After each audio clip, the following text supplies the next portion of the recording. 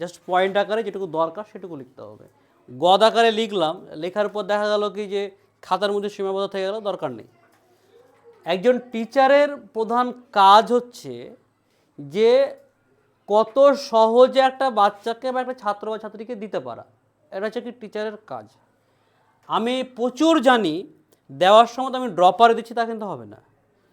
Minimum teaching, maximum learning, অর্থাৎ আমি যেটুকু দিলাম সে বুঝতে পারলো কি পারলো না, বা সে কতটুকু অর্জন করতে পারলো, এটুকু হচ্ছে টিচারের কাজ। আমি সামনে এলাম, এসে লেকচার দিয়ে দিলাম, বললাম, শুনে নিল, খাতা টুকে নিয়ে চলে গেলো, তার মানে কিন্তু টিচিং নয়। টিচিং হচ্ছে কি এটা বিশাল বড় একটা আর্ট, ঠিক আছে। অনেকে আমি দেখেছি আমার শিক্ষক মানে আমার ছাত্র জীবনে অনেক শিক্ষক মানে কী বলতো প্রচুর জানে কিন্তু দিতে পারতো না। আবার হচ্ছে কি কিছু শিক্ষক আছে যারা তো জানে মানে কি জানার পরিমাণটা একটু কম, কিন্তু এমনভাবে সহজভাবে বুঝিয়ে দেয় যেটা সারা জীবন ভোলার নয়।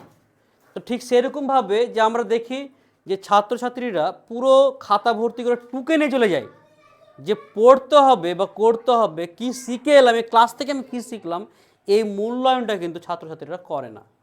সেই কারণে কী বলতো যে খাতার মধ্যে সীমাবদ্ধ থেকে যায়, নোট পড়ে। আমার কথা যে নোট পড়, ঠিক আছে, রেফারেন্স বই পড়, কিন্তু এখান থেকে কী শিখতে পারলি, এই জিনিসটা যতক্ষণ তোমার মধ্যে যাচ্ছে তোমার ততক্ষণ পর্যন্ত ডেভেলপড হবে না। ক্লিয়ার? তো আমার কথা হচ্ছে কি যে আমি কোনো সময়তেই বড় আকারে লেখাও দরকার নেই, ডায়াগ্রাম আকারে আমি বোঝাবো, ডায়াগ্রাম আকারেই লিখে যাবে, ঠিক আছে, যা পুরো সেন্টেন্স আকারে দরকার নেই। জাস্ট বাড়ি গিয়ে একবার টেক্সট বইটাকে খুঁটিয়ে পড়ে নিবে, তাহলেই হবে। তো এক্সিকিউটিভ